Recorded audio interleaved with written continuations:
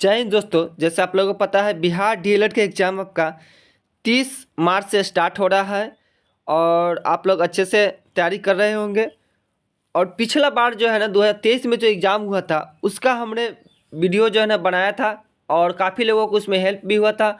और अधिकतर लोग जो है ना आज एडमिशन कराए हुए हैं कॉलेज में और पढ़ भी रहे हैं।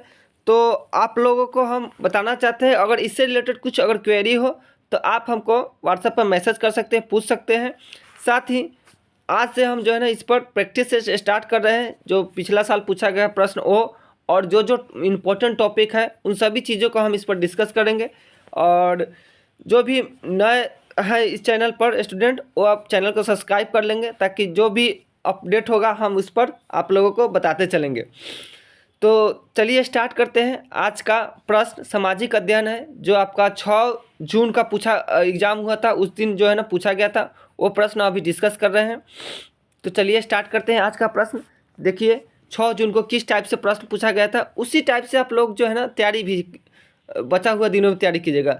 ज़्यादा इधर उधर करने की ज़रूरत नहीं है। मैट्रिक बिल्कुल जो है ना आपका प्रश्न मैट्रिक लेवल मैट्रिक बेस पर आता है, तो ज़्यादा आप भास्ट नहीं जाइएगा, मतलब तैयारी नहीं कीजिएगा। मैट्रिक लेवल का जो होता है वही तैयारी मैट्रिक में जो एग्ज़ाम में जो पूछा जाए वह उसी बुक से और तैयारी कीजिएगा। खास तौर पर तो मैथ का बात करें, मैथ बिल्कुल आपका मैट्रिक लेवल का रहता है। और विश्व इतिहास से कुछ क्वेश्चन आपको 4-5 क्वेश्चन देखने को मिलेंगे। तो एक बार आप जो है ना विश्व इतिहास को लुसेंट या कोई भी बुक से आप जरूर देख लीजिएगा। तो चलिए स्टार्ट करते हैं। देखिए सामाजिक अध्ययन में किस टाइप से प्रश्न पूछा गया था। पहला प्रश्न था आपका, पोखरा नगर किस देश में स्थित है। तो देखिए पोखरा नगर जो है ना ये हमारा पड़ोसी देश नेपाल, कौन सा नेपाल, नेपाल के काठमांडू में स्थित है पोखरा नगर। नेक्स्ट अगला प्रश्न है आपका, किस वर्ष रूसी क्रांति ने आर्थिक लोकतंत्र की नींव को मजबूती प्रदान की थी। किस वर्ष रूसी क्रांति ने आर्थिक लोकतंत्र की नींव को मजबूती प्रदान की थी। तो देखिए रूसी क्रांति जो हुआ वो कब हुआ, 1917 में। इसी 1917 में ही जो है ना ये आर्थिक लोकतंत्र की नींव को मजबूती प्रदान की थी। नेक्स्ट अगला प्रश्न है आपका, टेक्सोल का उपयोग होता है किस में। 4 ऑप्शन दिए गए हैं, ये बीमारियों का नाम दिए गए, इसमें बताना है कि टेक्सोल का उपयोग किस में होता है। तो देखिए टेक्सोल का जो उपयोग होता है ये आपका कैंसर में होता है। किस में होता है, कैंसर में। कैंसर के उपचार में जो है ना टेक्सोल का उपयोग किया जाता है। नेक्स्ट अगला प्रश्न है आपका,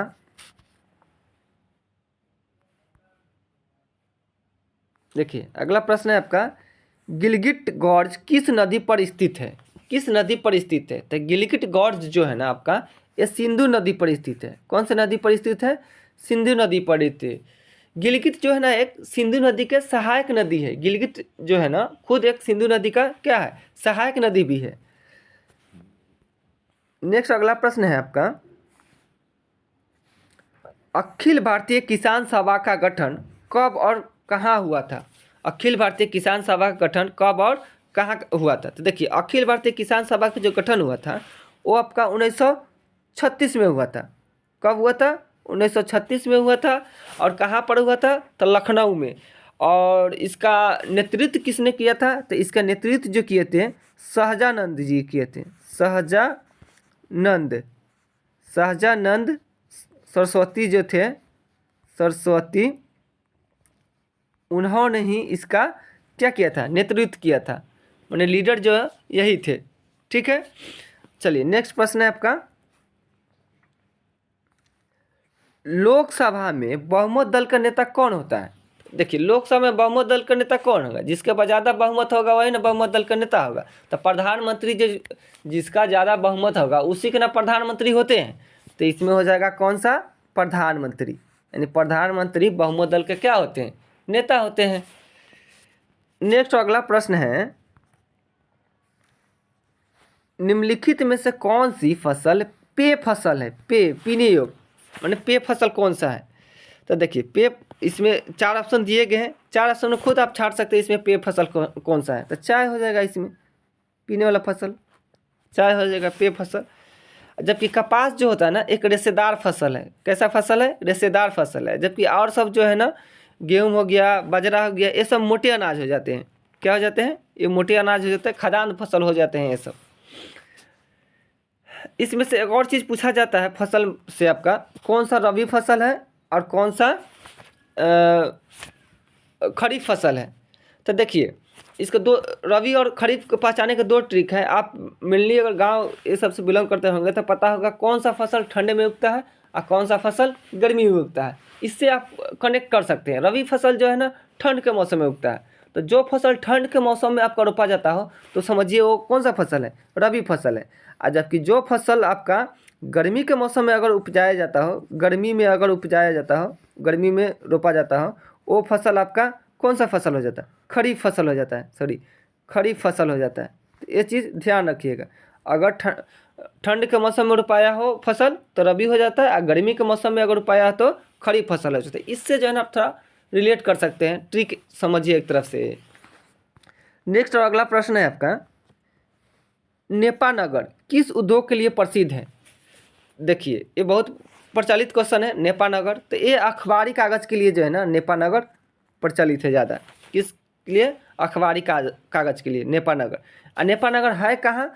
तो नेपानगर जो है ना आपका मध्य प्रदेश में है। कहाँ पर है? मध्य प्रदेश में। ये मध्य प्रदेश में है। चलिए नेक्स्ट अगला प्रश्न देखिए, बिहार में अति जल दोहन से किस तत्व का संकेंद्रण बढ़ा है? मतलब किस अति जल का ज़्यादा उपयोग से ना किस तत्व का जो है ना मात्रा बढ़ गया है बिहार में? बिहार का बात कर रहा है। बिहार में तो देखिए बिहार में WHO ने जो सर्वे किया था तो 18 जिलों में भूजल में आर्सेनिक का मात्रा बढ़ गया है सबसे ज़्यादा, जो खतरनाक है। आर्सेनिक की मात्रा बढ़ने से पानी में ये खतरे की घंटी है। ये WHO का जो है ना रिपोर्ट है, आर्सेनिक की मात्रा बढ़ गई है। देखिए आर्सेनिक की मात्रा पानी बढ़ने से क्या होता है, कौन सी बीमारी आपको ज़्यादा खतरा रहता है? कैंसर का। इससे जो है ना कैंसर होने का जो है ना ज़्यादा खतरा रहता है आर्सेनिक वाला पानी पीने से। और बिहार में आर्सेनिक का मात्रा जो है ना 18 जिलों में जो है ना पानी में उसका सैंपल लिया गया तो उससे मालूम चला 18 जिलों में जो है ना आर्सेनिक की मात्रा बढ़ गई है। नेक्स्ट अगला प्रश्न है आपका, किस देश में ओलंपिक खेल का विरोध नस्ल पर आधारित था? किस देश में ओलंपिक खेल का विरोध नस्ल पर आधारित था? माने उसमें नस्लीय भेदभाव होने के कारण उसका विरोध हुआ था। तो ये था आपका मैक्सिको। कौन सा था? मैक्सिको। और कब हुआ था? 1968 में। ठीक है। चलिए नेक्स्ट अगला प्रश्न है, देखिएगा अगला प्रश्न है, मीठे पानी का लगभग 70% जो जल होता है, मीठे पानी का लगभग 70% डैश ग्रीनलैंड और दुनिया की पर्वतीय क्षेत्रों में बर्फ की चादरों की ग्लेशियर के रूप में होता है। कहाँ पर होता है? मतलब ये बर्फ के रूप में जो है ना पिघलता है तो पानी होता है। तो मीठे पानी के रूप में, मीठे पानी की बात कर रहा है। तो ये कहाँ पर, किस जगह? ये 4 ऑप्शन दिए गए हैं, अलास्का में है, अंटार्कटिका में, साइबेरिया में, रूस में। तो इसका जो आंसर हो जाएगा आपका 76 का जो आंसर हो जाएगा आपका अंटार्कटिका में। कहाँ पर? अंटार्कटिका। मीठे पानी का 70%। नेक्स्ट अगला प्रश्न है, इनमें से कौन सा वृक्ष पर्वतीय वन में पाया जाता है? पर्वतीय वन में पूछा है, कौन सा वृक्ष पर्वतीय वन में पाया जाता है? तो देखिए पर्वतीय वन में जो वृक्ष इसमें 4 ऑप्शन के अनुसार अगर पाया जाता है वो है चेस्टनट वृक्ष। कौन सा? चेस्टनट वृक्ष जो है ना ये पर्वतीय वन में पाया जाता है। बाद बाकी आप 3 ऑप्शन जो देख रहे हैं ये उष्णकटिबंधीय पर्णपाती वन है। कैसा है? उष्णकटिबंधीय, लिख दे रहे हैं हम, उष्णकटिबंधीय पर्णपाती वन है। ए पर्णपाती वन है, उष्णकटिबंधीय पर्णपाती वन है। बाद बाकी जितना भी ऑप्शन है, अर्जुन हो गया, चंदन हो गया, शीशम हो गया, ये सभी उष्णकटिबंधीय पर्णपाती वन है, मानसूनी वन है, समझिए। तो ये 3 बाद बाकी ये जो है ना यही आपका सही आंसर हो जाएगा, वृक्ष पर्वतीय वन है, चेस्टनट। नेक्स्ट अगला प्रश्न है, पटना का पुराना नाम क्या था? पुराना नाम क्या था पूछा है। पटना का। तो देखिए पटना का इस तीनों नाम जो है ना ये पटने का नाम है।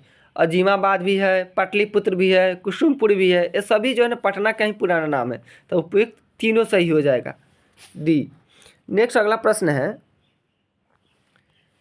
जनजातियों की सर्वाधिक आबादी कहाँ पर है? देश इसमें पूछा गया है, जनजातियों की सर्वाधिक आबादी कहाँ पर है? तो अफ्रीका में। कहाँ पर? अफ्रीका में। अफ्रीका में सबसे ज़्यादा आपका जनजाति का आबादी देखने को मिलेगा। नेक्स्ट अगला प्रश्न है आपका, डैश में प्रकाशित ब्रुंडलैंड कमीशन रिपोर्ट ने सतत विकास के बारे में विचार साझा किए और साझा किए और इससे कैसे प्राप्त किया जा सकता है? मैंने कब प्रकाशित किए थे? ब्रुंडलैंड कमीशन रिपोर्ट जो सतत विकास के बारे में जो विचार साझा किया था वो कब जो है ना इसको प्रकाशित किया गया था? तो देखिए इसको जो प्रकाशित किया गया था 1987 में। कब? ऑप्शन नंबर डी, 1987 में जो है ना ब्रुंडलैंड कमीशन रिपोर्ट जो है ना सतत विकास के बारे में अपना विचार क्या किया था? साझा किया था। तो 1987। नेक्स्ट अगला प्रश्न है, द्वितीय, देखिए विश्व युद्ध, यहाँ से प्रश्न आ रहे हैं आपका, द्वितीय विश्व युद्ध का अंत कब हुआ? ये पूछा है द्वितीय विश्व युद्ध का, द्वितीय विश्व युद्ध का अंत कब हुआ? माफ कीजिएगा, एक सेकेंड। हाँ, अब देखिए द्वितीय विश्व युद्ध का अंत कब हुआ? तो सबसे पहले हम जान लेते हैं द्वितीय विश्व युद्ध का प्रारंभ कब हुआ। कब प्रारंभ हुआ? तो देखिए ये 1939 में प्रारंभ हुआ था। कब? 1939 में प्रारंभ हुआ। कब तक चला? 1939 से 1945 तक जो है ना आपका द्वितीय विश्व युद्ध चला था। यानी 1939 में स्टार्ट हुआ और 1945 तक ये चला था। ऑप्शन हो जाएगा ए। नेक्स्ट अगला प्रश्न है, यूरोपवासियों ने दिशा सूचक यंत्र का ज्ञान किनसे सीखा था? माने वो कंपास जिसको बोलते हैं, कंपास माने दिशा ज्ञात करने के लिए, वो उसका ज्ञान किससे सीखा था? तो यूरोपवासियों ने जो इसका ज्ञान सीखा था वो अरब वाले से सीखा था। किससे? अरबवासियों से सीखा था। और अरबवासियों से सीखा था। और दिशा सूचक यंत्र जो होता है ना, वो कंपास जिसको बोलते हैं, यंत्र जो होता है, उसको किसने बनाया था? तो उसको चीन ने बनाया था। उसको बनाया था आपका चीन ने जो है ना आपका दिशा सूचक यंत्र यानी कंपास का जो है ना, कंपास का प्रयोग किया था दिशा सूचक यंत्र। ऐसे इसका आंसर हो जाएगा अरबवासियों से। यूरोपवासियों ने दिशा सूचक यंत्र का ज्ञान किससे सीखा था? तो अरब से। नेक्स्ट अगला प्रश्न है आपका, चुनावी स्पर्धा से लाभ होता है किसको? चुनावी माने चुनाव जब होता है तो उसमें तो बहुत सारे कैंडिडेट उसमें उतरते हैं, तो उसमें लाभ किसको होता है? तो उसमें लाभ होता है जनमत निर्माण में। जनता का जो है ना अपना मत देने में जो है ना, निर्माण करने में उसमें मदद होता है। चुनावी स्पर्धा में मतदाता के पास उम्मीदवार चुनने का विकल्प होता है। अगर चुनाव ही नहीं होगा तो फिर स्पर्धा कहाँ से होगा? मतदाता चुनेगा कहाँ है? अगर एक ही कैंडिडेट होगा तो सभी जाकर उन्हीं को वोट दे देगा। तो इसमें स्पर्धा में जो है ना मतदाता को चुनने का जो है ना मौका मिल जाता है कि हाँ ये अच्छे नहीं तो इसको चुनेंगे। चलिए नेक्स्ट और अगला प्रश्न है, मानव अधिकारों को संयुक्त राष्ट्र के द्वारा मान्यता प्राप्त कब प्रदान की थी? मानव अधिकार को जो है ना कब मान्यता प्राप्त हुआ? तो देखिए मानव अधिकार जो है आपका 10 दिसंबर 1948। कब? 10 दिसंबर 1948 को मानव अधिकार का जो है ना मान्यता प्राप्ति मिला। नेक्स्ट अगला प्रश्न है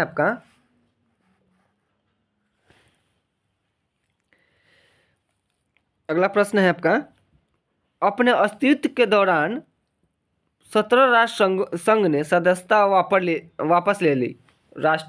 अपने अस्तित्व के दौरान 17 राष्ट्रों ने राष्ट्र संघ से सदस्यता वापस ले ली। निम्नलिखित में से कौन सा राष्ट्र संघ से अलग नहीं हुआ? इसमें से बताना कौन सा देश जो है ना राष्ट्र संघ से अलग नहीं हुआ।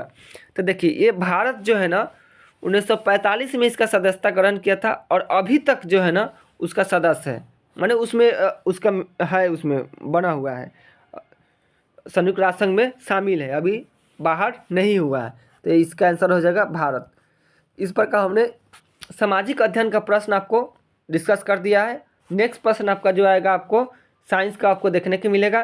तो आप अगर चैनल पर नए हैं तो चैनल जरूर सब्सक्राइब कर लीजिएगा। और कोई भी आपका अगर क्वेरी हो, कुछ अगर पूछना हो तो आप हम इसमें व्हाट्सअप नंबर दिए हुए हैं, आप वहाँ से मैसेज कर सकते हैं, कॉल नहीं कीजिएगा। ऐसे एक बार हम बता दे रहे हैं अपना व्हाट्सएप नंबर 9708339770। आप इस पर मैसेज कर सकते हैं या कमेंट बॉक्स में कमेंट कर सकते हैं, हम आप उसका रिप्लाई दे देंगे। तब तक के लिए जय हिंद, जय भारत।